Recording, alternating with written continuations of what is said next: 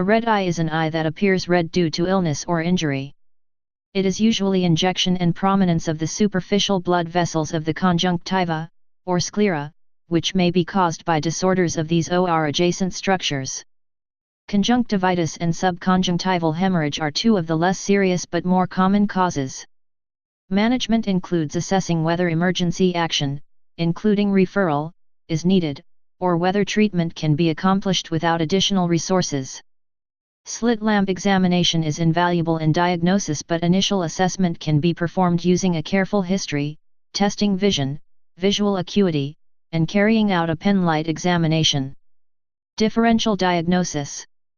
Of the many causes, conjunctivitis is the most common. Others include: usually non-urgent blepharitis, a usually chronic inflammation of the eyelids with scaling, sometimes resolving spontaneously. Subconjunctival hemorrhage, a sometimes dramatic, but usually harmless, bleeding underneath the conjunctiva, most often from spontaneous rupture of the small, fragile blood vessels, commonly from a cough or sneeze. Inflamed pterygium, a benign, triangular, horizontal growth of the conjunctiva, arising from the inner side, at the level of contact of the upper and lower eyelids, associated with exposure to sunlight, low humidity, and dust. It may be more common in occupations such as farming and welding. Inflamed pinguicula, a yellow-white deposit close to the junction between the cornea and sclera, on the conjunctiva. It is most prevalent in tropical climates with much UV exposure. Although harmless, it can occasionally become inflamed. Dry eye syndrome, caused by either decreased tear production or increased tear film evaporation, which may lead to irritation and redness. Airborne contaminants or irritants. Tiredness. Drug use including cannabis. Usually urgent. Acute angle closure glaucoma, implies injury to the optic nerve with the potential for irreversible vision loss, which may be permanent unless treated quickly, as a result of increased pressure within the eyeball. Not all forms of glaucoma are acute, and not all are associated with increased intraocular pressure. Injury. Keratitis, a potentially serious inflammation or injury to the cornea, window, often associated with significant pain, light intolerance, and deterioration in vision. Numerous causes include virus infection. Injury from contact lenses can lead to keratitis. Iritis, together with the ciliary body and choroid, the iris makes up the uvea, part of the middle, pigmented, structures of the eye. Inflammation of this layer, uveitis, requires urgent control and is estimated to be responsible for 10% of blindness in the United States.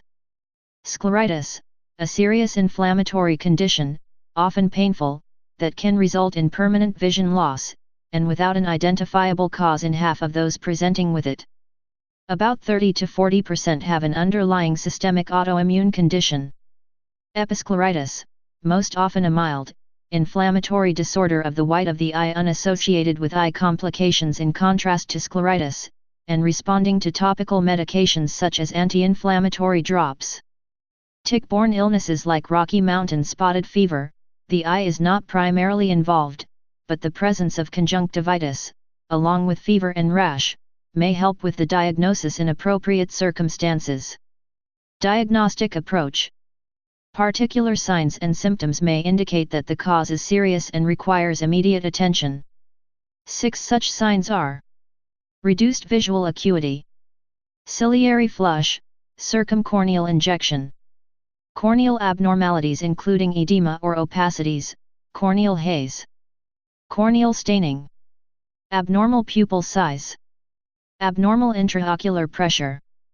The most useful is a smaller pupil in the red eye than non-red eye and sensitivity to bright lights. Visual acuity.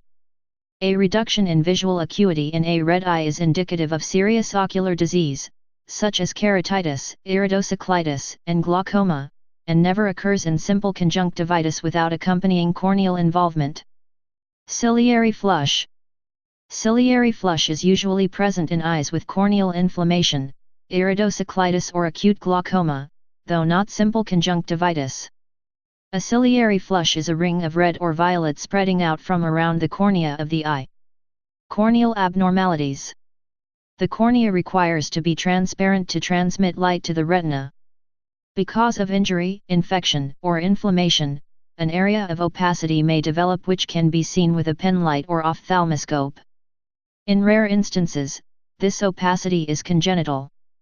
In some, there is a family history of corneal growth disorders which may be progressive with age. Much more commonly, misuse of contact lenses may be a precipitating factor.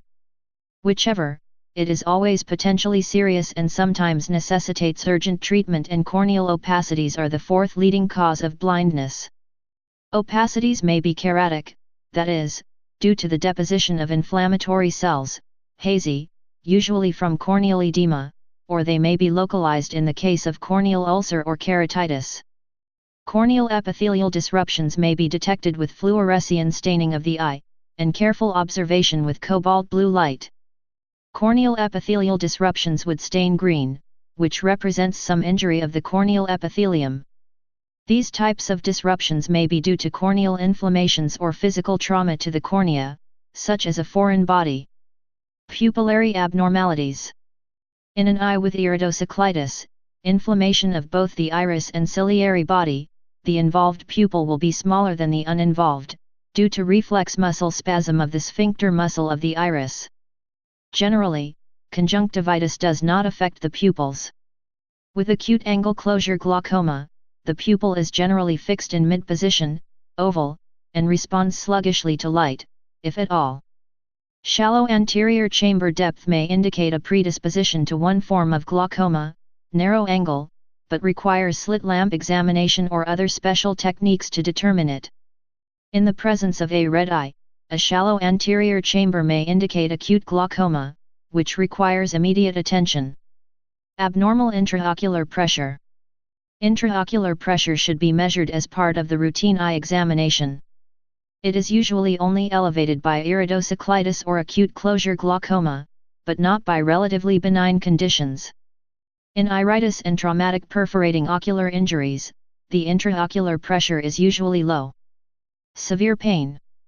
Those with conjunctivitis may report mild irritation or scratchiness, but never extreme pain, which is an indicator of more serious disease such as keratitis, corneal ulceration, iridocyclitis, or acute glaucoma. Please subscribe and thanks for watching.